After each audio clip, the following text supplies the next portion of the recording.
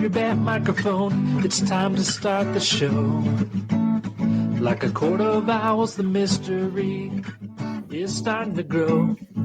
Let there be no debate. It's about to begin. Keen like Bruce Wayne, quick like Tim Drake, fierce like Damien. Grab your headphones, listen up. You know you love it. Drop the facade. Like the Dark Knight detective, they've got some perspective. They're a pure crime-fighting collective. It's the Bat Pod. The Bat Pod presents Gotham Currents, a podcast about current releases of Batman comics.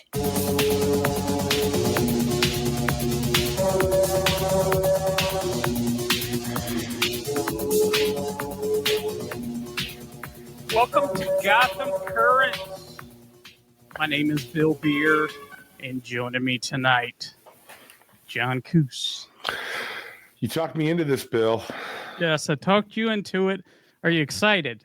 I'm excited. All right. Are you excited? I'm very excited. So just Cool. a little intro. If this is your first time listening to the Bat Pod or Gotham Currents, we do the new releases of the Bat books, you know, as far as Infinite Ultra goes. So as soon as they're released on there, we discuss them. So tonight we're entering into All In. We're all in. The Bat Pod is all in. All in. All in.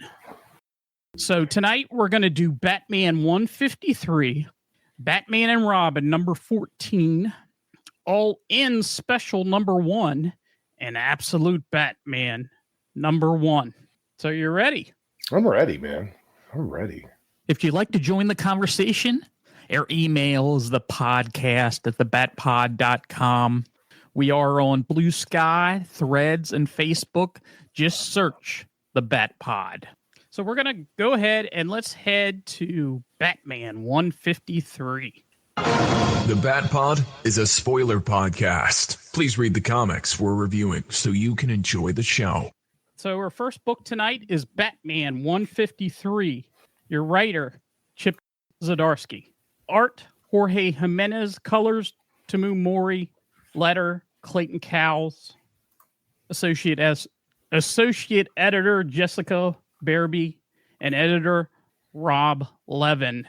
And we get a cover here. We get the all-in special cover with Batman throwing some batarangs right at us. What do you think of this cover? I think it's pretty great. I don't have any particular observations. Very exciting cover. It kind of feels like we're entering into this all-in thing, or maybe my mind is predisposed to feel that, but it does feel new. Like we're definitely into a new arc, which we are, but it kind of feels like we're entering into a new story. A new jumping on point. Yeah. Yes. The all in is supposed to be jumping on points for all these books. So, yeah, pretty cool cover. They all have a white background, I've noticed, which is okay. Yeah, it's fine, but not my favorite. So, I do like the movement on those. I guess those are batarangs. Yeah. You don't usually see that kind of blur like that. It looks pretty cool. I love to see that in artwork, especially when you have it blurred. I have no idea how to do that because I'm not artistic or anything like that. But that's pretty cool. I like seeing that sort of thing. So very cool. Their issue starts out, Batman is watching a scene from the rooftop above, having coffee with Jim Gordon. They discuss the apparent calm period in Gotham.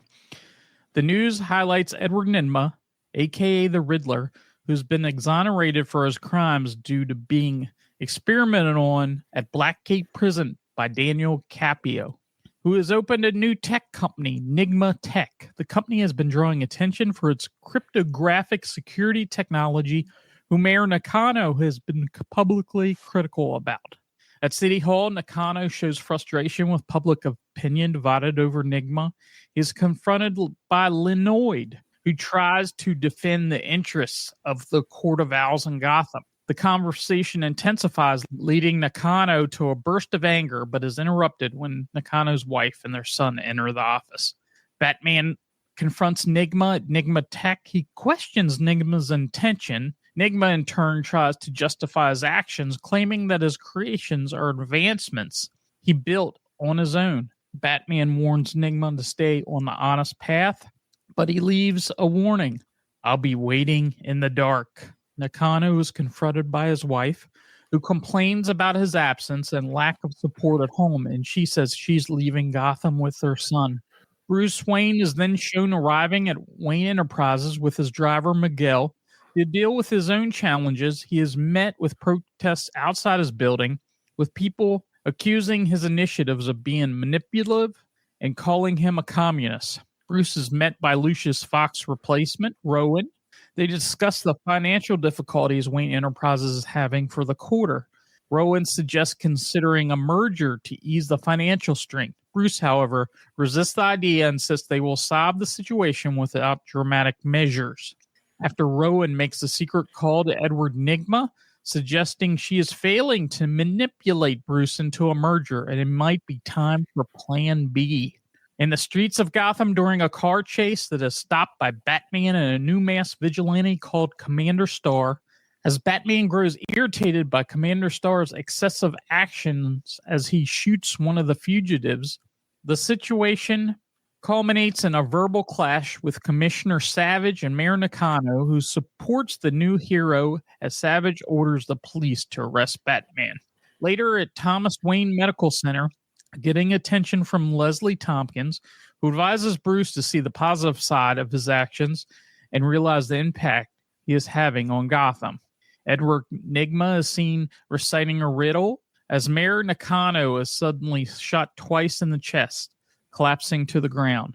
And our issue ends as Bruce Wayne walks home and encounters Rowan, who reveals that he is being sued for half of his majority shares of Wayne Enterprises and asks, do you have a brother? So we jump into this first part, The Dying City, Part 1. And I really like this opening scene that we have here. We have, a couple not really familiar in Gotham. They're walking through a back alley and somebody speaks up and says, you're a little lost. But we've seen these kind of things before happen to open up books, sort of thing. But the guy's actually trying to help them. Mm-hmm. And you have Gordon and Batman on the roof, drinking coffee. What did you think of this opening scene? Yeah, I dug it. You normally would expect, okay, here comes a mugging and here comes Batman, from the rooftops. And I just like the way it felt when it doesn't happen. And, of course, Batman's like, this is the calm before the storm kind of a thing. With Jim Gordon's, come on, like, lighten up, man. Like, can you just accept the break for a second kind of thing? And, it's clear that they've known each other forever. They've got that rapport. I thought it had a great feel to it. Yeah, absolutely. I agree. And, we get introduced to where Gotham City is at this point. You get the Riddler, which, a lot of this is Chip Zdarsky's run. A lot has been done to the Riddler. He was experimented on, as they say in this little news report here. He was experimented on by Daniel Capito, and they released him, which I don't know if 100% buy that he gets released. After all his crimes, he is exonerated for everything, but I'm just going to go with that. Well, I'm going to guess a little Court of Owls influence might be part of that. Yeah, we do see that in here. What are you familiar? How familiar are you with the Court of Owls? I have to ask, and it is a right or wrong question. I mean, familiar. Speaking of jumping on points, I went all in on New 52, and correct me if I'm wrong, that Batman run, the first arc by Snyder, was where we first find, the origin story of the Court of Owls. Yes. Do I have that right so far? Yes, you are right. Yeah, and I really like that series a lot. It was pretty cool. And so, but honestly, since then, I haven't even had them in my consciousness much. Yeah, they've been here or there, but they really, they're in Nightwing book a little bit, but we haven't seen them in the Batman proper book for a while. And they always seem to be like the secret organization nobody knows anything about, but Nakano knows about them, and Right. they've been pulling the strings here of everything in the city, and we sort of see a little meltdown from Nakano and that sort of thing. And I know you don't have a lot of experience with Nakano, but I think, we see what happens at the end here, and I'm jumping ahead a little bit, but we see, his marriage is falling apart. He's having political problems per se, and I'm enjoying where the story is going so far. You forced me to read the entire Chip Zdarsky run, so I probably did it really quick. But I've seen an evolution of Nakano. He's kind of feels like he's in a vice right now. Like he did things for political expediency, but now he's kind of like developing more of a conscience and getting frustrated with the people pulling his strings, right? Yes, pushing back. And he's in deep now. Yeah, and you see that, and you see how his wife reacts to him, and Batman reintroduces himself to the Riddler, which I really like this scene. The Riddler has this tower, that he purchased. He did this all in 2 months. I guess while Batman was away dealing with the absolute power stuff or something. Yeah, they let him out. He developed into this technology, and he has this tower, Nigma Tech. Yeah. I like all these scenes. This book seems so. I mean, I have to ask you real quick: did this book have extra pages, or just because it is so well put together? There's not like a wasted panel. It didn't seem like there were extra pages. I don't know for sure, but yeah, there's a lot of things. It's definitely, it feels like a jumping on point because we're reintroduced to all these different characters and where they are, and you're even have a little Bruce Wayne who's active at a Wayne Enterprises, which you don't see too often. We haven't seen too often. There was a length of time there where he didn't have his money. He was poor, whatever that means. He was only a millionaire instead of a billionaire, but he got that all back. Right. And, Lucius Fox isn't there anymore, which I always love Lucius. I love seeing characters like that. We get Rowan, which I have a feeling that she's not going to be around an awful long time because she's dealing with Edward Nygma. But yeah. I did like this, and maybe you can explain what's going on here with this company, because they say there's a lot of dialogue here, but there isn't anything that I can say. Yeah, this is exactly what they're trying to do with, the company. Don't spring anything on me, Bill, to explain what's going on with the company, but it does seem like he's got some sort of quasi philanthropy work going on that's subsidized by maybe the federal government or the government. And so that's where this accusation comes in that he's like a secret commie, which right. That's a big stretch, but maybe more will be revealed by Chip later on that score. But Bruce is clearly, she's basically saying it, that because of this new focus on the community and whatnot, there has been less focus on where their bread and butter is, which is developing tech. And so I think nothing that Chip does is wasted. So I think that's important. And, obviously Nygma Tech, she's basically working kind of, I don't know if you call this a corporate double agent, or, we don't know exactly why she's talking to Nygma. Maybe it's noble that she figures that she wants to make sure Wayne Enterprises is financially solvent or whatever. But, it's clear that something's happened before this issue. Yeah, and we haven't really seen her before, so right.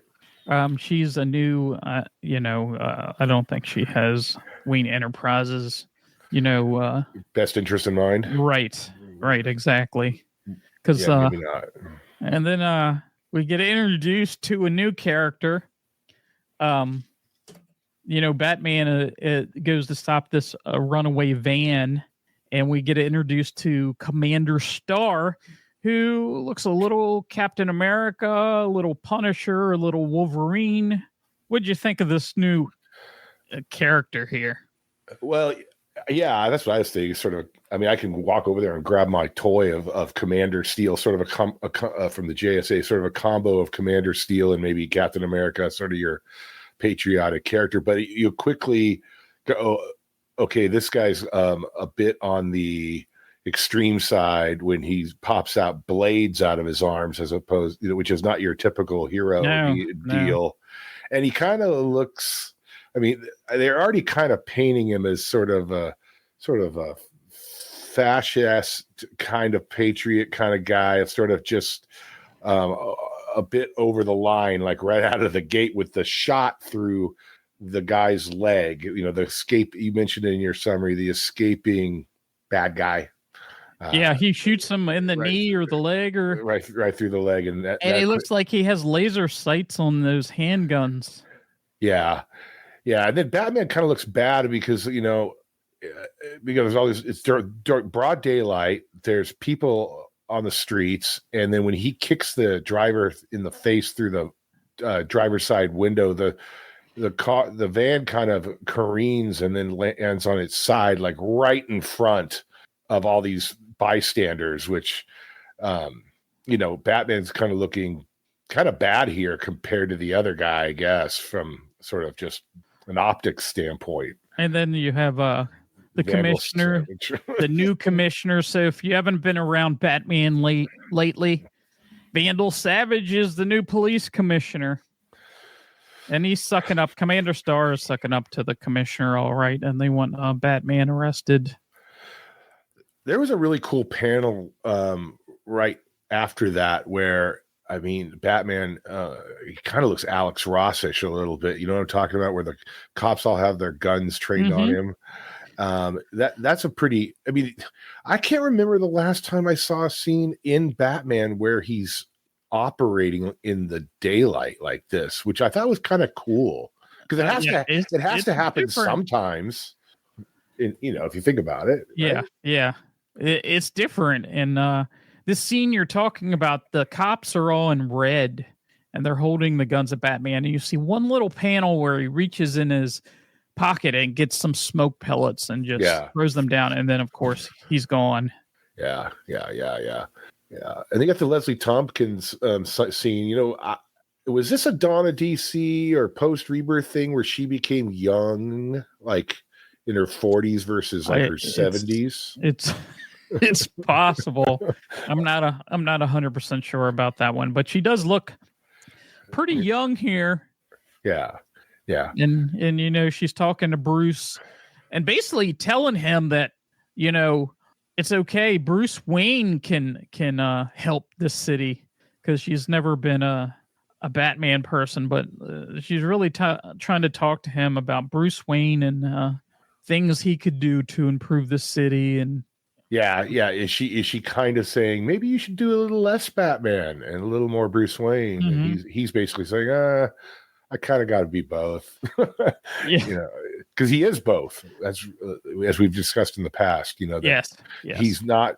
In fact, some issues kind of make it sound like the alter ego is Bruce Wayne, not the alter ego is Batman. That his real self is Batman. So anyway, we can that's covered in other stories. But no, I thought that was a great scene. Like I said before, it's like there's so much in this, like these different scenes that it moves along super well, and it's got so much packed in this issue, and it probably because Chip knew it's a good jumping on point, so he's kind of got to like keep us interested that we are ongoing readers, but he also has to keep in mind this is a jumping on point, so he's explaining a few things here and there.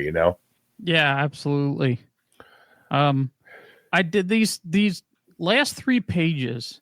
Are in parallel to the last 2 are in parallel, and the third one has, some cliffhangers here. And you got the Riddler, you got Mara Nakano, and you got Bruce. Right. And I really like this set of scenes. And the Riddler, Edward Nygma, can only be good for so long. because you thought maybe he might have been cured of this affliction where he has to give these riddles. Mm-hmm. But we get a riddle here as Nair Nakano gets shot and Bruce gets, Rowan meets him out into the street near where he lives, and we get Nakano getting shot in the chest twice, dead, and Rowan telling Bruce, "Do you have a brother?" And I got so excited when I saw this. Maybe not about Nakano dying, because that's a little demented, but Bruce has a brother. If you've read The Court of Owls, but Scott Snyder, you know who I'm talking about.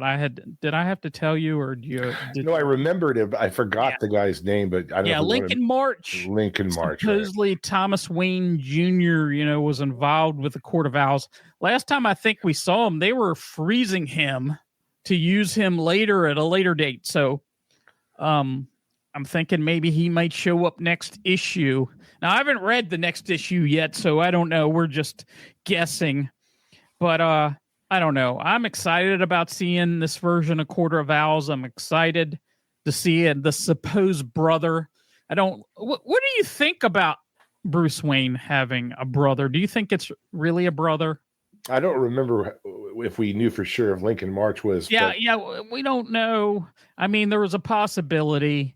There was a child born, and his mother went to visit at this home, but we weren't 100% sure. It made you think that it might be possible, but I have my doubt. I have my doubts about it. To answer your question, at first blush, I don't like it, but I do trust certain writers with something like this. Chip Zdarsky's one of them, where it makes me uncomfortable, but I trust his work that it's gonna be really interesting how this story plays out. Whether it ends up being a brother or not, I kind of hope it's not. But if he does it well, then we'll see. Well, Chip Zdarsky has done a thing or two about continuity that's been around for like ever. I mean, we get a Joker year one where the Joker mine was partitioned and that sort of thing, and we get here. Well, this isn't a thing that Chip did, but that's right. It'll be interesting to see where this goes. I'm excited to see where this goes. So, final thoughts about this issue? I don't really got any. But it makes me want more. Yeah. And that's what you want the last page of an issue to do. You want it. This is comics. Mm-hmm. You want to read that last page and say, I want the next issue. I'm excited to read the next issue. And I think that did a pretty good job here. So, yeah, cool. All right. So are we moving on to Batman and Robin? Is that what we're doing, Bill? Yes, Batman. And let's go ahead and we're going to go to Batman and Robin number 14. Rightio. Do you have the cover for this? Absolutely. We're live, so yeah. There we go. Okay, so let's get into this. So this is Batman and Robin 14. This story arc is called Memento. So this is Memento Part 1. Mm-hmm. Writer Philip Kennedy Johnson, artist Javi Fernandez, colorist Marcelo Maiolo, covered by Javi Fernandez and Dave McCaig. So yeah, what do you think of this cover, Bill? This cover is a pretty cool cover. You got Batman and Robin jumping, holding a bat rope, and you got bats around them. It's pretty cool. They're in different shades. Robin has an R behind him, shaded in like a red, and Batman has a bat symbol, shaded in kind of a blue-gray sort of thing. So I thought it was okay cover. Yeah, and you said, and I didn't even notice it until now, that you said these all-in launching point covers tend to have a lot of white in them, huh? Yes, yeah. Yeah, cool. So our issue opens up in 1892 Gotham. A man is being prepared for burial or preservation with a An unseen person or persons pouring plaster on a corpse, uttering the words, "Memento mori, teacher. We will see your face again, though it will be another who wears it." We flip back to modern Gotham. 3 armored cars are driving on a bridge, shooting wildly into the air. One yells, "I don't see him," presumably referring to the Batman. One passenger gets ejected out of the car and off the bridge. One driver, not knowing Batman and Robin somehow entered his backseat, exclaims, "Please don't kill me. I'm just the decoy." "The 2 lead cars are the bombs, not this one." From the backseat, Batman suddenly says, "We believe you." That car crashes. After some car hopping action by Batman and Robin, one of the cars careens off the bridge. Batman gets the bad guys out thanks to some trick rope action, and the car explodes in midair. We turn to a scene with a bandaged Bruce Wayne chatting with Oracle about an upcoming charity event for a local hospital. Bruce is asking her if there are any security concerns. She says there is an online chatter coming from Kondak haters where a Dr. Bashar, who runs the hospital, is from. We get a scene where Bruce is chatting with Damian about the charity event, and we see Damian doodling comic book panels, his new hobby. They get all tuxedoed up and they head to the event. A protest is outside. The protesters sort of seem to have a beef with both Wayne and Bashar, babbling about how they don't run Gotham, then shouts, "Memento mori, all men die." And then we turn to the charity event. Wayne introduces Bashar at the event, all these laudful words about Bashar's good works. Damian is at the kids' table, which is, you got to kind of read that. It's really cute in a lot of ways. Through Bruce's earpiece, Oracle tells him there are shots fired on the lower level of the hospital, and Bruce goes to investigate. He deliberately goes as Bruce. He doesn't change into Batman. We hear a command given to terrorists that the hospital is about to be blacked out. After Damian insults a little girl at the kids' table, he noticed that someone is locking all the doors, trapping Gotham's finest inside. Bruce engages the terrorists on the lower level and renders them unconscious. He smells something and enters the old boiler room that was sealed off decades ago after an accident killed many. It's an inferno in there, and then the gentleman dressed in 19th century garb appears reciting a poem.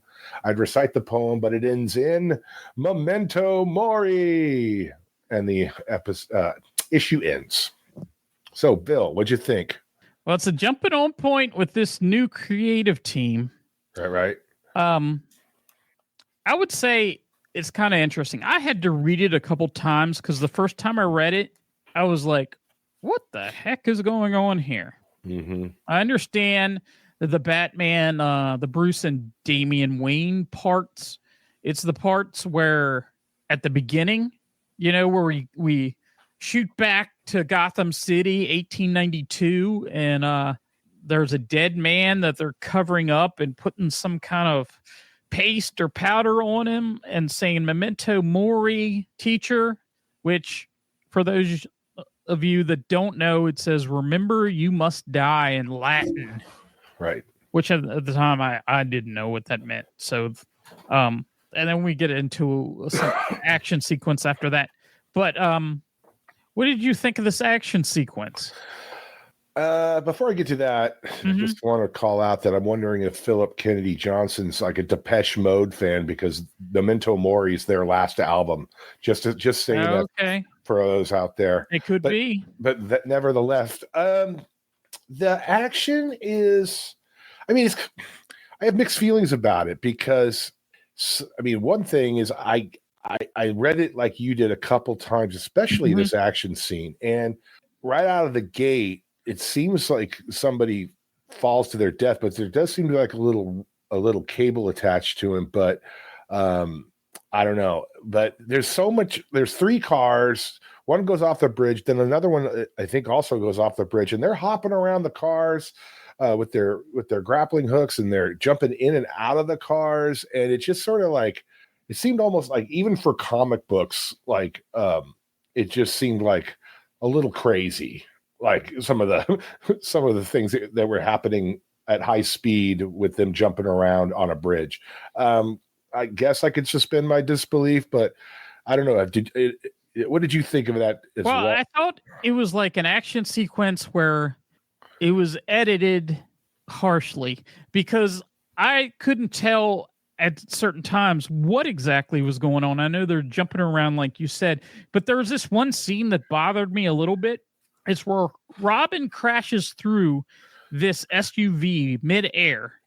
And he's attached to a rope. He goes through the back window, takes the guy through the front, and then they kind of let the guy go. But the car is still attached, and the car blows up.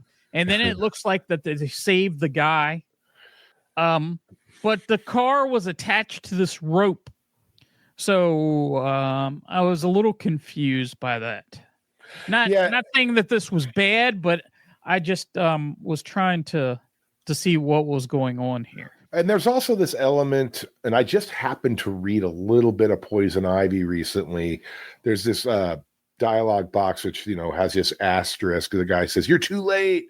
We're taking down this bridge for the green." And then it's like, they're like I guess these are also eco-terrorists, which is like the big theme of the Poison Ivy books. Right. And so, but then it just, then it ends. So I are they going to go back to this notion of the eco-terrorists? Maybe, to be determined later.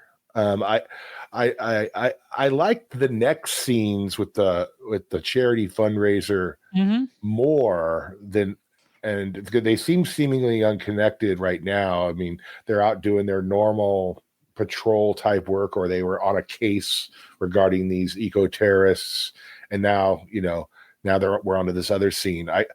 The book really kind of made more sense to me, and it was clear to understand what was going on with the charity stuff and the gala, I'm always a sucker for Oracle, talking to Bruce about.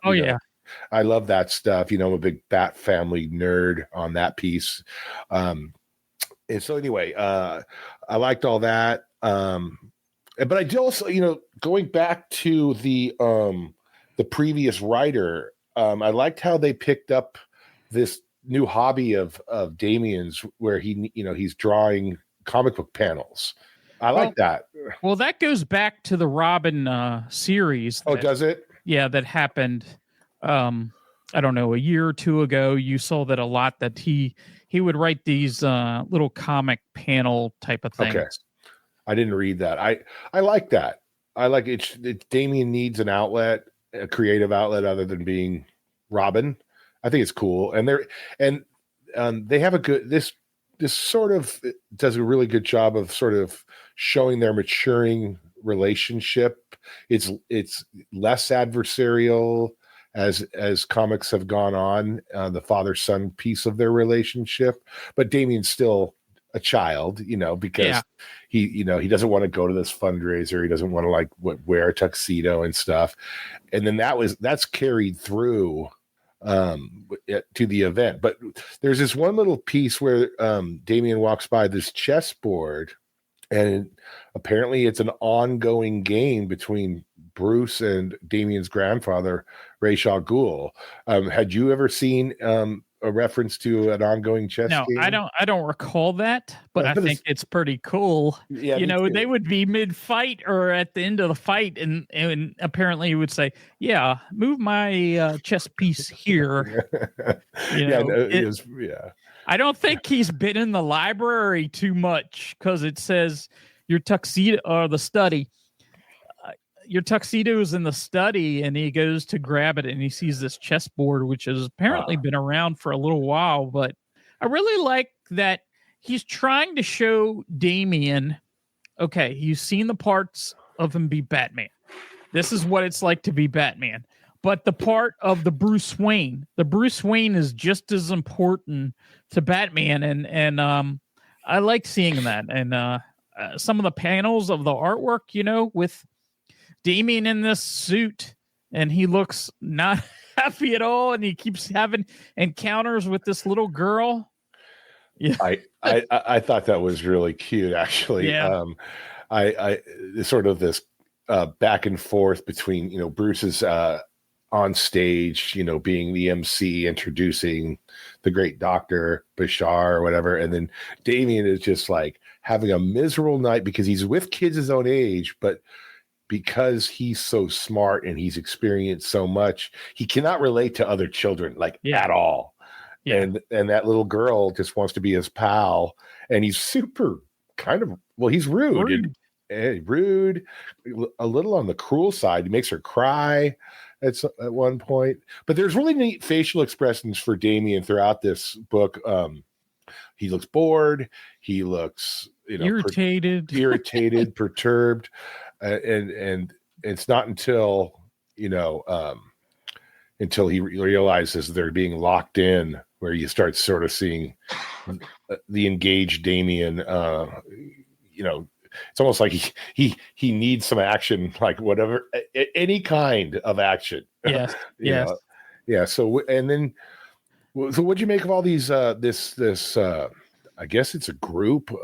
Are these the eco terrorists, or are these some other cats related to that's these where I was Mori confused. guys? We get the introduction to this Malik Bashar, who apparently is, friends of the Waynes, old school, that's going to take over this hospital. Right. And we get these, these terrorists of some sort.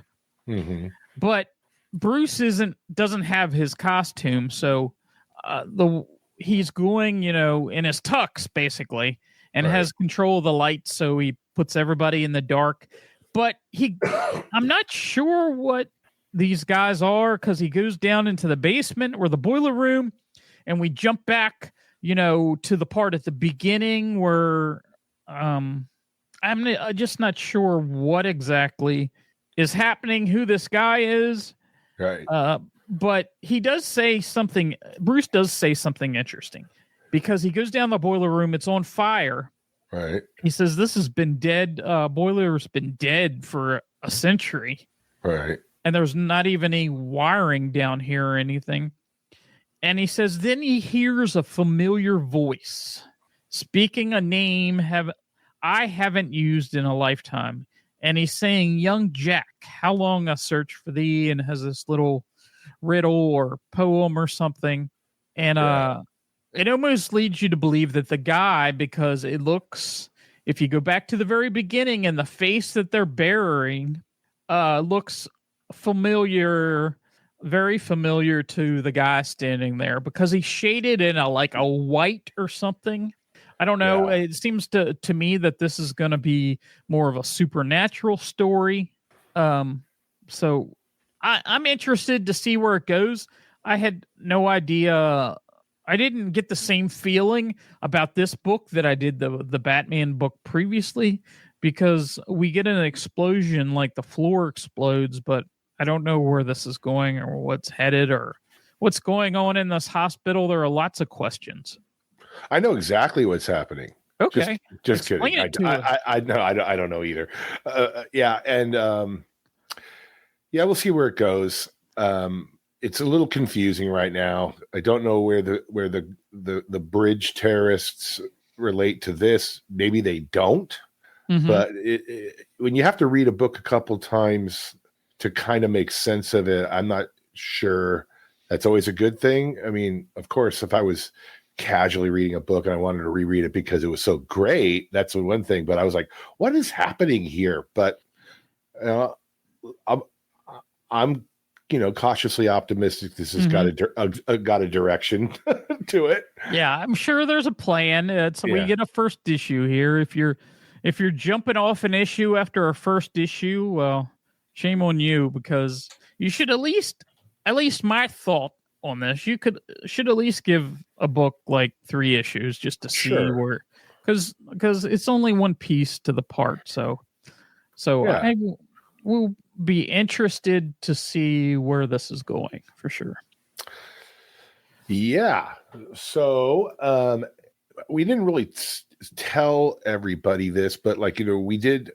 For those of you who listen to the podcast, this, but if you're new, this is a Batman podcast of current Batman comics, but we also cover other books that tie into Batman. And So tonight we're going to be doing just that, because I think All In Special #1 really has to be covered before you do Absolute Batman, which is the last book we're doing, because it kind of tees up the book, right? Yeah, absolutely. So I don't know if you've got the cover right here. So I got the cover where, it's the double fold cover, so it has each side of. So if you're reading it digitally, the left side's upside down, but do you have a physical copy that you could show everybody? I do, but it's upstairs. Fair enough. But like the physical copy is it's like a mirror image, right? So when you read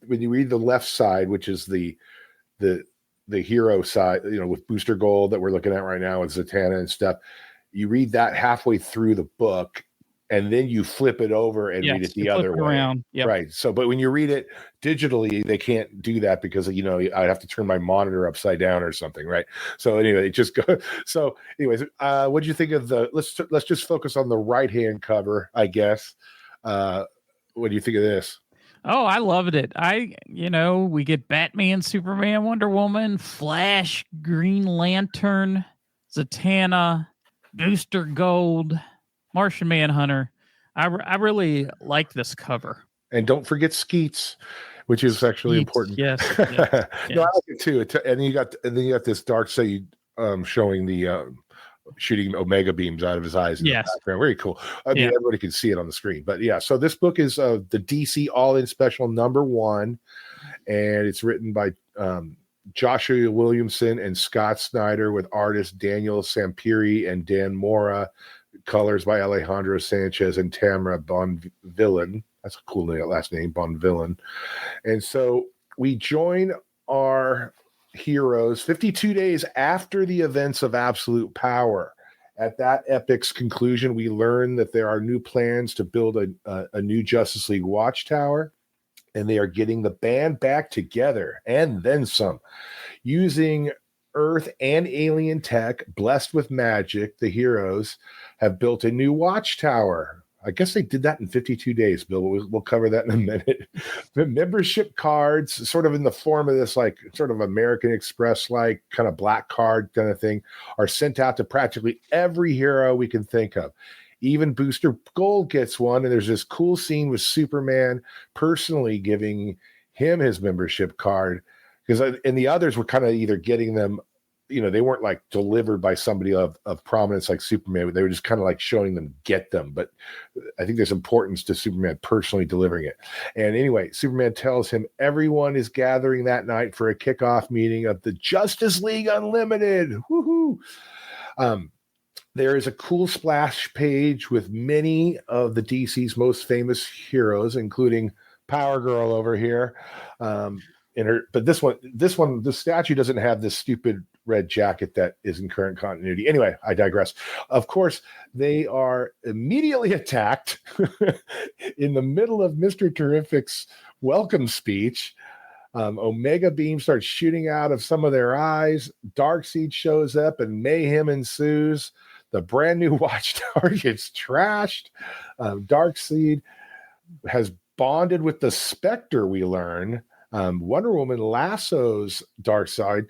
Then Superman says his bond with the Spectre is over. Then Darkseid shoots Omega beams at Superman. They bounce back at Darkseid, and it hits him in the chest, and he says, "Thank you, Darkseid ends." Then he disappears, and after some recovery, Mr. Terrific deduces a new world has been detected.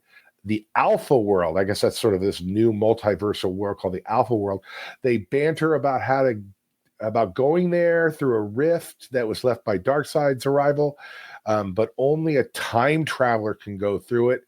Booster Gold volunteers. He goes through and ends up on a world not unlike ours, but with sort of this apocalypse feel. But Booster immediately loses his connection back to the heroes. He also seems to have lost Skeets. Off panel, someone shoots some Omega beams at Booster, probably Darkseid. Then we hear that someone say, "Finally, I have my army." We end with a splash page of what seems like a dark legion of superheroes sort of combined with the new gods. Whew. So that's one issue. That's the front side of this thing. This is sort of the hero perspective of this story. Bill, what'd you think of this story? Oh, I enjoyed this. Yeah. I really loved this new idea that they have for the Justice League. You know, it's right off of the cartoon Justice League Unlimited. I really like that premise, and we could get almost anybody. And, you know, we were like 40 some minutes in and no Power Girl. And then it happened. He has this statue in the background. He had to mention it. I was just wondering how long it would take. If I was making a bet, I would have lost some money there. Mm-hmm. But yeah, it's really cool. I mean, it's fun, and you know this. You know, like I said, you can't really tell how the other cards are delivered. They're probably delivered by a member, but you know, it's interesting that they only focus on the dialogue between the Superman delivering to Booster Gold. And for those of you that go back to the 80s, there's a long history with, you know, Booster's arrival in Metropolis and Superman being skeptical of his motives and his actions. And so I thought that was really touching and cool, you know, because it's in this sort of dawn of DC, all in, whatever you want to call this current continuity we're in, you know, it's kind of works for both new readers and for us legend guys who have really been reading for 40, 50 years. Right. Because you don't have to know all that history, but it serves that for us that, oh, cool, they're touching on this. But at the same time, if you're reading this for the first time, it kind of is like, oh, you don't have to know a ton either, right? So it's pretty cool. And some of our favorite characters, like they're, you know, Fire and Ice and stuff, Metamorpho. It's pretty fun. But Bill, I mean, these guys work fast. This is literally 52 days after Green Arrow met with them at Happy Harbor, and they were talking about plans for a new watchtower. But I guess if you're Superman, Wonder Woman, and the Green Lanterns, you could probably pull it off, right? Well, you have speedsters, you have Green Lanterns, you have Martians, you know, all kinds of things to build that thing. I don't know if that's possible, but, you know, it's in the DC universe. Apparently it is. But I like the focus character in this, you know, story is Booster Gold. And I really liked, you know, Superman delivering this to him personally and what he says. You know, you had some missteps across the way, but you earn this. You deserve this. And I love seeing that. That is one of my favorite scenes. Yeah, no, I totally agree. But now the funny thing is, and it kind of happened a little bit in Absolute Power, which is, you know, why? Because in Absolute Power, Nightwing's giving this big speech about how they're going to do a counterattack and all this stuff against Waller's forces. And in the middle of his speech, they get attacked by like Superboy and or Super John Kent and Brainiac Queen. Same thing kind of happens here. Like, hey, everybody, welcome. And then within minutes, Mr. Terrific can't even finish his speech, and they're attacked by Darkseid. I call him Darkseid and Darkseid sometimes. I don't know if you noticed that. I still get. I don't know about you. Do you always call him Darkseid? I have. I don't know if that's the proper way to pronounce it or not, but that's how I've always. But it's cool anyway. We've got all kinds of heroes here. I think we're going to see a lot of these heroes in upcoming books. You know, you got the JSA, you got Alan Scott sort of with Obsidian and Jade in the background. I mean, I think I picked up the new. Yeah. Are they in it? Are they? Yes. Very cool. And then the one thing that's kind of cool is, you know, I think it has to do with I just noticed it, you know, the upside down piece of this sort of, we'll be flipping the book in a second, is like there's a couple of scenes where people say like Darkseid is, you know, all this stuff, and those words are upside down in this book. Did you notice that? Yeah. You kind of had to read upside down. At first, I was thinking of sort of a Zatanna thing. I go, no, this is just upside down. Mm-hmm. Not backwards, but upside down. So, Right. pretty it's a cool. different kind of magic almost. Yeah, but I think it's this alpha world. They're playing with the upside down, thing that they're doing, which it would make more sense if you had the floppy. I think a little bit on this one, but anyway, very fun. And I don't know if you have any more comments because this is the hero's The comment I have to make is more about what happens to Darkseid, but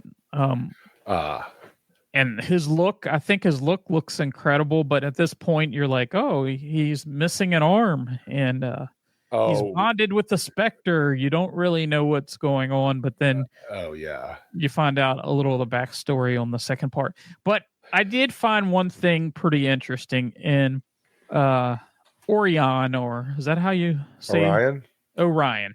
Yeah. He mentions, and we're getting a new Gods book.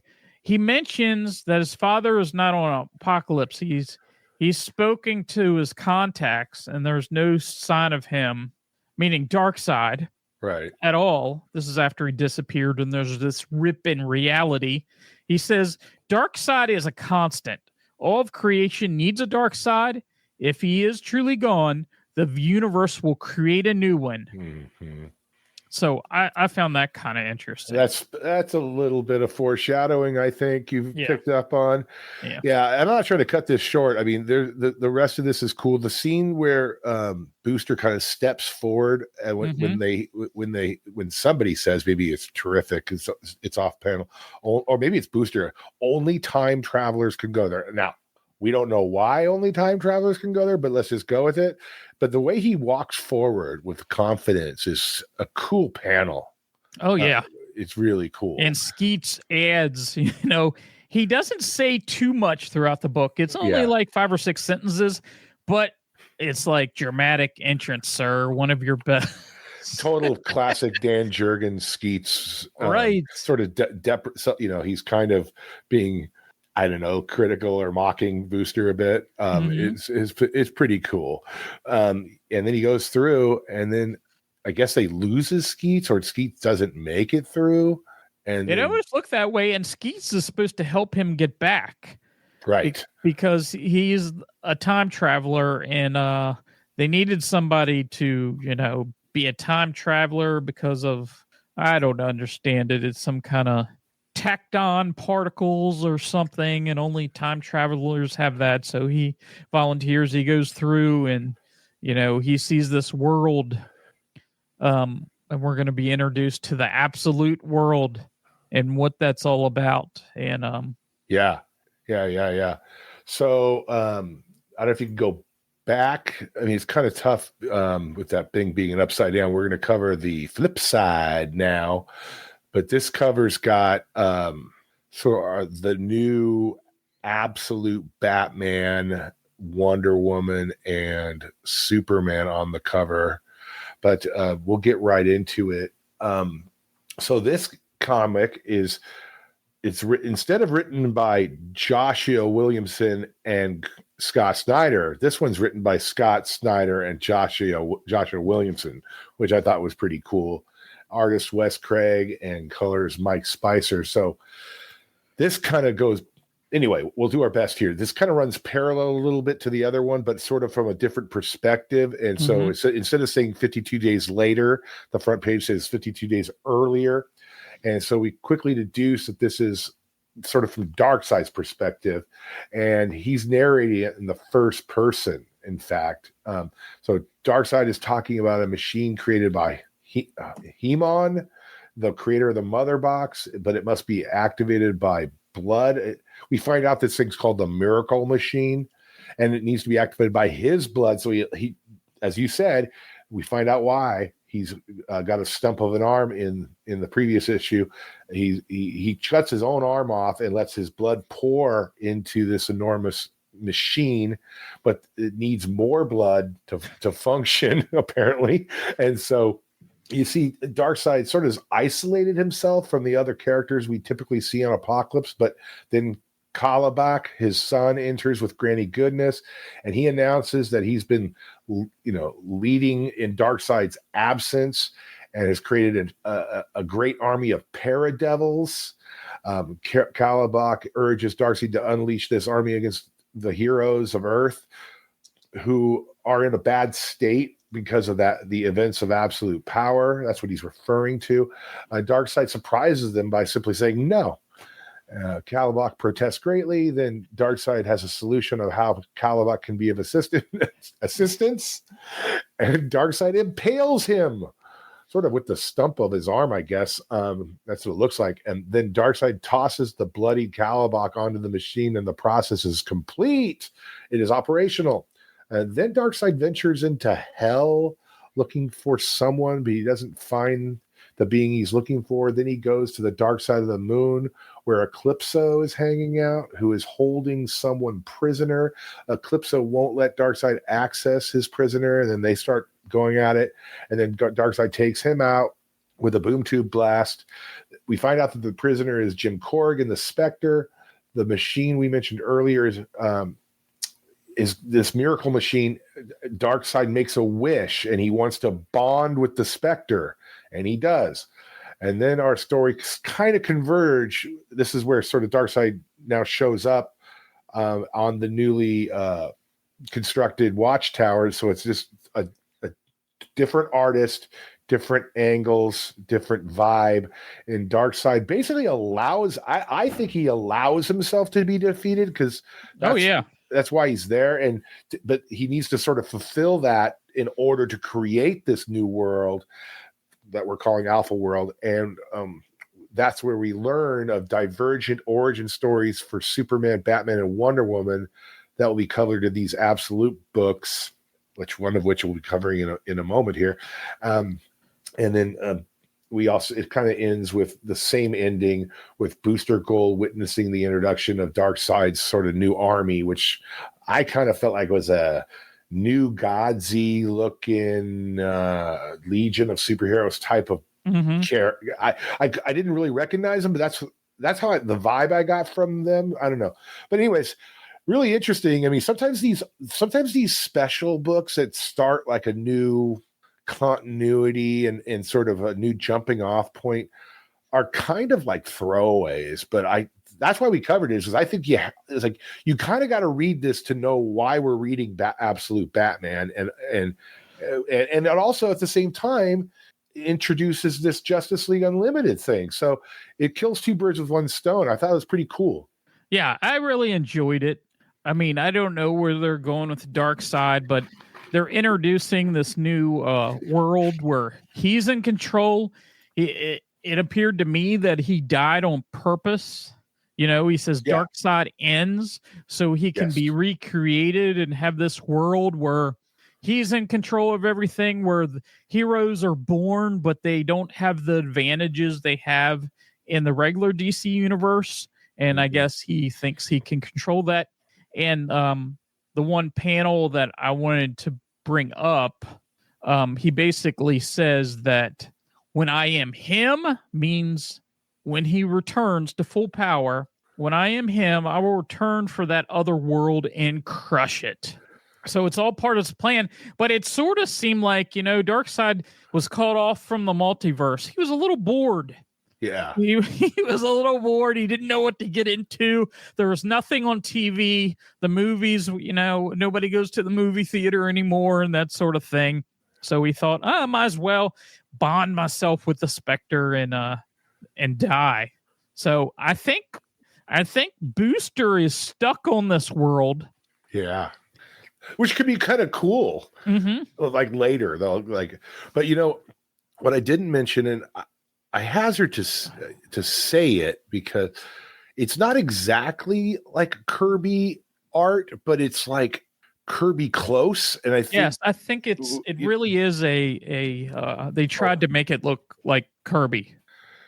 Well, I think they could have really made it look like Kirby if they wanted to. So that's why I call it kind of Kirby close, sort of an homage to Kirby, but not full bore, just do a Kirby. You know what I'm saying? No, I understand. I thought it was pretty cool, though. Yeah, I did enjoy it a lot. Yeah. I I don't really. I think I have any other observations. When I read it real time, I was like, "Oh, there's another book," because I didn't have the floppy. So if I had the floppy, I would have just automatically gone, "Oh, this is a two-sider deal of some Because you kind." thought it ended, you know. I thought it ended. In fact, I actually almost stopped when I, but then I look back at the cover. I go, "Wait a minute, there's got to be another part," because I don't see any of these absolute Batman characters in this. And then I go, so that, I guess that's one downside to digital, is this clever thing they've done with this flip over thing. So, okay, whatever. It's cool. Yeah.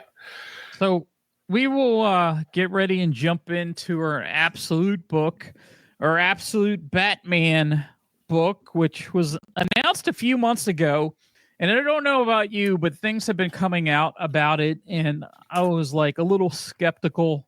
I wasn't so sure. They showed that first picture, and they showed him, pulling that symbol off his chest and making an axe. And I'm like, is that really Batman? So we will jump into this absolute Batman #1. It's the Zoo Part 1 of 5. Let me pull up this cover here. It is a cool looking cover, I do have to say. What did you think of this cover? He looks jacked up. Like he is like on Roy. Like he looks like Bane kind of, but the cover's cool, but he's massive, but he's also massive in the book too. But yeah, it's fine. It's cool. It gets your attention. Right. Yeah. So your writer is Scott Snyder, artist Nick Dragotta, colorist Frank Martin, letterer Clayton Cowles. You get the cover is by Dragotta and Martin, associate editor Sabrina Futch, and editor Katie Kubert. As our issue starts off, we are introduced to Alfred Pennyworth, who is sent to Gotham after a long absence. He is hired to survey and gather information on a new terrorist group known as the Party Animals, whose horrific crimes are responsible for a 700% increase in the murder rate. Ordered to observe only and not to engage under any circumstances. Alfred leaves this hideout and sees that his motorcycle has been stolen. We are then introduced to blue-collar civil engineer Bruce Wayne as he trains on a punching bag at Croc's gym. We find out many of Gotham's rogues are Bruce's childhood friends. The leaders of Gotham City's crime families meet Roman Sionis, the leader of the Party Animals, on his yacht. They tell Sionis to leave town by dawn or they will kill him and his gang. Their request is denied. That evening at a town meeting, Mayor Gordon and the police are under fire for the failure to stop the Party Animals, demanding that Gordon step down. Alfred watches City Hall from a vantage point and sees the Party Animals approaching. He asks his superiors for permission to engage, but they tell him his mission is to observe only. Suddenly, the gang burst in, throwing a smoke grenade. People dive for cover, and they gun Gordon down or are about to slaughter the rest of the people when they are suddenly pulled out of the room and a door slams behind them. The Batman has arrived and takes out most of the Party Animals in non-lethal ways, including the bat on his chest plate to create an axe. Alfred's superiors directly order him to take Batman out. He sneaks up behind Batman, lowers his custom automatic shotgun at his head, and orders him to stand down. However, Batman easily knocks him down, disarms him, and escapes with the gun. In a flashback, we learn that Bruce's father and teacher, Thomas Wayne, chaperoned a trip and sacrificed himself to save his students when the zoo was attacked by a mass shooter. After spending his teen years as a delinquent, Bruce buckled down, got good grades, and went to the best university in the state on an athletic scholarship. However, he faked an injury to get out of playing and studied all the subjects he would need to be a crime fighter. When he returned to Gotham, he worked as a utilities engineer to learn every inch of the city, interned at City Hall to learn about municipal politics, and finally started working construction. The next day, Alfred tails Bruce through the city, first to the now abandoned zoo and then to his mother's house. He could kill Bruce on the porch in front of Martha, but he does not. That night, he tracks Bruce to his hideout on the top floor of a skyscraper. He tells Bruce he's shutting him down, and Bruce points a shotgun at him. Alfred confidently predicts Bruce isn't going to shoot him, but to his shock, Bruce shoots him point blank in the face, as Bruce has modified the gun to be non-lethal and fired a dozen small batarangs into Alfred's face. Bruce drops the gun and revs up his motorcycle, and Batman tells him, "You're not the only one who follows people." In Manila, a private helicopter picks up Alfred's previous target, a mysterious billionaire who spent his life training with the most dangerous people in the world. The man's true name is unknown, and he is most commonly known as the Joker. So, Yeah. absolute Batman #1. A lot of changes, a lot of things that are different here. Is going to be, as we saw in the previous, all-in issue, it's going to be a world where these heroes don't have the advantages that they have in the current DC universe. This Batman has no money. They were on the poorer side compared to the Waynes. His parents aren't even. His father dies. His mother is still alive. Alfred Pennyworth is just so many different things in here. What is your initial thoughts about this? Well, we're coming up on 90 years of Batman, right? And so, I am always open-minded to an Elseworlds kind of story that doesn't mess, obviously, with the sort of a canon of Batman and stuff. But, I thought it was cool. I think he is giving a lot of respect to the canon of Batman with maybe the no killing piece, but at the same time, taking it a little, getting a little bold with doesn't mind if he chops someone's arm off piece, that actually happened in this. I liked the different origin story that parents are I think his dad's a teacher, not a rich doctor. And it's really cool. I mean, that he's got the friends that were at the zoo on the field trip. They're becoming their characters, and Killer Croc, even he's, he's a childhood friend, basically. Yeah. Killer Croc. It's the Penguin. It's the Riddler. It's, Selena. Right. Selena's there. Is Harvey there too? I'm pretty sure that's who it is. Okay, so yeah, that's super cool. He's like, hey, Bruce, I'm talking to you. It's very cool. And the art is, I think it's the same artist, but he draws those flashback scenes a little differently. They're colored differently.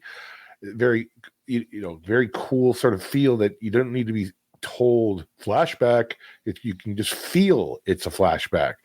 And then you got this Pennyworth who's clearly got a covert ops background. Yes. And instead of any relation to the Wayne family. But it's almost like you feel like, because he's ordered on his, when he first experiences Batman, he's kind of told to take him out, but there's something that's preventing him from following orders, which I thought was really cool. Well, maybe there's some subliminal multiversal kind of vibe where he's feeling he doesn't take him out. It sure is interesting, because when we're first introduced, I mean, Alfred is familiar with Gotham. He used to live here in Gotham, because he even goes to pick up tea at the same place he always picks up, and it's a friend of his, and he's been to his house and different things. So apparently he's lived in Gotham before, and he's here to observe these party animals. Right. And they say observe only. And these are, it's supposed to be the Black Mask, but it's in these weird masks or whatever. But these are ultra violent, almost like super realistic terrorists, the kind that they said set a school on fire or something like that, or it was a daycare and that sort of thing. But he's only supposed to watch, and then he's ordered to take out Batman, and I really like that scene. You know, there's a lot of stuff in here I like, but I really liked the scene where Batman arrives for the first time. Yeah. And he's covered in his cape. He's hanging upside down, and his cape is covering his whole body. And he's getting shot everywhere, and it's going ping, ping, ting, ting. And then he drops a little smoke bomb, and he just jumps. And then we get a full page panel of the suit. And the suit really does have, the cape has these little, I don't know what to describe them, because it's almost like whips on the ends that he uses to take out these guys. So the cape has some different uses. Yeah. For sure. Kind of like that. It's got these weird angles, sort of like there was McFarlane. Was it McFarlane who drew him that way at one point? Was sort of pointy more. But anyway, I love that. A little, all the like. So we don't think Gordon gets killed, but you clearly see that the lectern he's speaking in front of gets completely obliterated, and then you got a female uniformed cop who calls him dad, but she's African American and he's a white dude. So it's like, okay, I want to see where that goes, right? That's pretty cool. Mm-hmm. And so playing with existing characters we've known forever is always fun, and he's doing a great job. I mean, Scott Snyder, who you met recently, huh? Yes, I actually went to a signing. Yeah, with him and Nick, the artist, and that was pretty cool. Got a picture taken. And you nicely mailed me one of the variant covers here. Oh, yeah. Yeah, this is for those of you who. And there's my picture if you can see it. There. Oh, very cool. There we are. Very cool. There we are. Yeah, and so I mean, Snyder obviously is a big Batman guy, and he it's like you almost have to trust that somebody respects Batman like Snyder does to give him sort of the liberty to play with the origin story, who the characters are and stuff, because you know he's going to treat him with respect and not going to be like, I don't know, crazy about it. And like, but it's all within it's really cool. I'm looking forward to seeing where this goes. The one thing that I was really worried about when I heard about this book, and you know, we get a scene there where he creates an axe with his chest. Right. But just like slices a guy's arm off. Right. I wanted a code. This wouldn't be Batman without the code. And I was like, please give me the code. Please give me the code. Right. And he has the code. He does have He has the code. I mean, he's pretty violent with these guys. I mean, he uses even his ears. He has little knives or little batarangs that he throws and takes out some guys. And you can tell that they're stuck right in their chest, and he takes them out and puts them back in his head. The axe thing was pretty cool. He cuts off the guy's arm, but he keeps them. He doesn't kill them, but he really injures him. The one panel that I wanted to ask you about is when he has the rest of these, party animals here, mm-hmm. and he says, "Out of my way," and he bends over, and all these spikes come out of his. Oh yeah. What's going on there? It's almost his cape is like alien or something. I don't know exactly what's going on there. I stopped and stared at that for a little while, to be honest, and I wasn't sure what was happening because it doesn't look. If there's any criticism I have of this, there's other panels where like those things would be visible, at least poking through his cape or something. Mm-hmm. What does he? So I don't get that, frankly. But no, I'm not sure. We'll have to see how that's past that. But you know what? I want to touch on the importance of the zoo, because it's kind of like in this continuity, it's the crime alley. Yeah, it feels that way.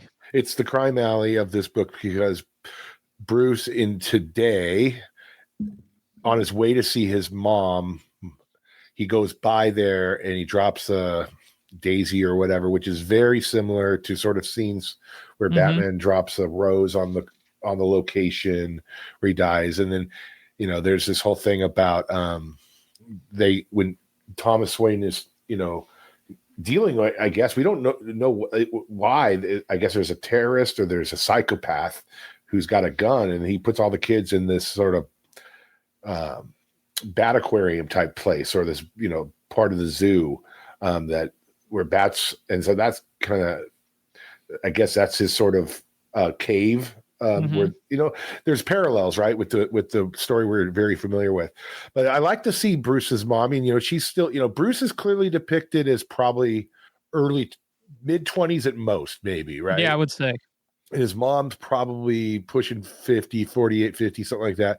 It'll be interesting to see how Snyder uses her as a weakness of Batman, because Batman, in other stories with heroes like the Flash family, you got Iris, you got Joan Garrick and stuff like that. They have families that are weaknesses, right? Or Superman with Lois. Batman really doesn't have that.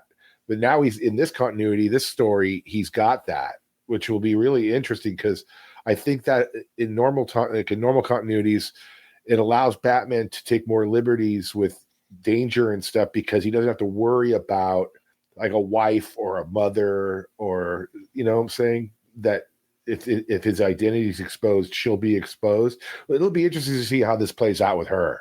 Yeah, that's pretty interesting, because that's an aspect that we've never really had. So, and as we're talking about that, this interaction with Alfred. Yeah. Because Alfred attacks him and says basically he can blow his head off.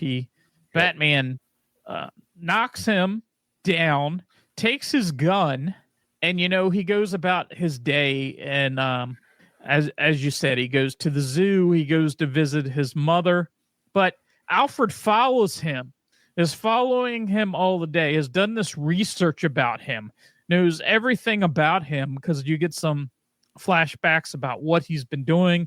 He went to the college, but on a football scholarship, but he faked an injury so he could learn some other things. And he gets out the gun. He cocks the gun, and he's right there talking to his mother. So he could have took him out right here now. Yep. But he doesn't. He doesn't. He sees, it's almost like that moment, the Martha moment in the Batman versus Superman. I mean, he sees him with his mother, and he's like, he's just a kid. Yeah. Meanwhile, he gets contacted from his daughter Julia, who says, never contact me again, because he said he was in Gotham, and they apparently don't have a good relationship. Yeah, there's so much going on with these characters in one issue that we hadn't even touched it all. Right. Alfred has got a daughter, and he's estranged from her, and she wants nothing to do with him, and that's right. That text from her comes in while he's observing them, Bruce and Martha, on their porch, I guess. Maybe that stops him. But then he tracks him down and at the top of these skyscrapers that are under construction. So he could have killed him earlier. Maybe he wanted to kill him or whatever. But I don't think he did. I don't think he's going to kill him at all, because there's something going on here, and maybe I'm jumping to conclusion that there's something multiversal in Alfred's head, but maybe there's some past that goes back to Thomas Wayne that we don't know about yet. But I'm looking forward to finding out. It's going to be. This seems like it's going to be fun. Now, you were concerned about whether they were going to break the code. I'm wondering how long this continuity lasts. Do you have any sense? Is this a 12-issue thing? Do we not? No. It was Scott Snyder was asked on social media specifically. Okay. And he said this first story arc is 5 issues, but this is an ongoing story, and they have at least a couple years of story. And if it is popular, he says it'll be longer than that. Okay. So he's in for the long haul for sure. I just wanted to touch before we get out of here. I wanted to touch on this final scene where, Alfred finds that Bruce is in this vacant, tower on this construction levels of this tower. And he confronts Bruce. Bruce has his shotgun, and he's like, "Give me the gun, kid. You're no killer." And he shoots him in the face. And as we see, and this is where you got that he has a code. He reconstructed this shotgun to shoot these little mini batarangs. Yeah. into Alfred's face. And he's the one that stole his motorcycle, and he leaves the top of this, tower on this motorcycle, and he's like 1,000 feet up. Where's he going? And I guess he's gliding with, I don't know, the cape thing. I don't understand the cape thing as of yet, but it looks like he's gliding with the cape, if I had to make a guess. And as the issue ends, and there's a cover coming up. There's a cover. I actually got it. It's a second printing cover, and it has him on this bat cycle, or a bat pod, if you want to call it that. Oh, okay. Alfred's bat pod. Yeah. And then they have this epilogue where we're going to get, we've got a Joker already, which is cool. And there's a funny line in here. You're the Batman guru. I'm going to put you on the spot. If you look at real quick, Bill, at the panel on this yacht, is this a yacht? I guess it's a yacht of some, or it's a building. Anyway, this helipad, and they say, no one like knows his name. He's like Jack Arthur. Hell, I don't even know his real name. I think one of those names is from the Three Jokers or something, like this Jack or the Arthur. Do those ring a bell to you, Jack or Arthur? It might. I'm not 100% sure. I think so. I think there's been a continuity with it where his name was exposed as Arthur. Maybe it was Arthur is from the Joker movie. Okay. Yeah. Maybe the Killing Joke. Well, Jack is from Batman 89. So maybe that's where. Yeah, maybe that's where we're getting. Okay, that's probably where it is. But it's a neat. Snyder knows he's doing little Easter eggs, homages to Batman. I love it. It's cool stuff. Anyway, and then there's that little eerie picture of him. Yeah, it's the guy that never laughs. Not anything ever. And that's the irony, right? That's why they call him the Joker. He never laughs. Right. So this will be fun. Yeah. I just wanted to throw up. We got a comment here about this book. We actually got 2 comments. I'll throw up here. Sean Ross said, "Absolute Batman #1 was so good. I was leery about jumping on with Absolute DC Universe, but every issue has been great so far." And I agree. I have read Superman and I've read Wonder Woman, and I'm excited about that. And then, of course, we get a comment from Marty Dexter, great show, who's been following our show. So we appreciate the comments. Cool. Thanks for watching. So we're gonna tackle these books. We got coming up. We're going to continue on. If you haven't listened to us before, because this is our first time on YouTube, we're doing Robin Lives. We got a issue number 4 of Robin Lives coming up.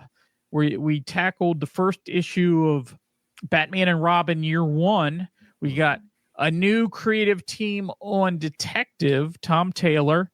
We got a Nightwing issue.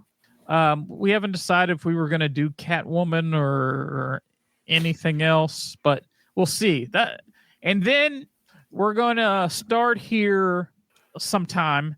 We're going to do a DC. This is the Gotham Currents episode. We're going to have a DC Currents episode where we just cover DC. And it's just going to be an episode a month where we can talk, sort of like our therapy, that we're going to talk about DC Comics, probably the team books mostly, or if any events come along, that sort of thing. So it should be a lot of fun.